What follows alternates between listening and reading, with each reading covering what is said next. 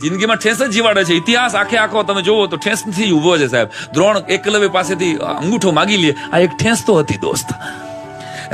મીરાના હાથમાં કટોરો રાણા થમાવી દે, આ એક ઠેસ તો હતી બોલ. કે અલ્હાબાદના આકાશવાણી સેન્ટર ઉપરથી અમિતાભ બચ્ચન બારો નીકળે, આકાશવાણીના ખાલી સાદા એવા એન્કરના ઇન્ટરવ્યુમાં ફેલ થાય અને પછી નક્કી કરે કે હવે એક જિંદગીમાં આખું દેશ ઓળખે એવું નામ નો બનાવવું ને, આ એક ઠેસ અમિતાભ બચ્ચન આપે સાહેબ આપણને. કે 10મા ધોરણમાં 3 વખત નપાસ થયા પછી દુનિયાના એક દેશે મને જોવા પડે આવી પ્રતિજ્ઞા સાથે જે આવે ને, એ પૂજ્ય મોરારી બાપુ ભલા માણસ બને, યાદ રાખો.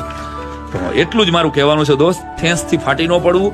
ગમે એવી માણસની ઠેસ હોય કે માર્કશીટની હશે.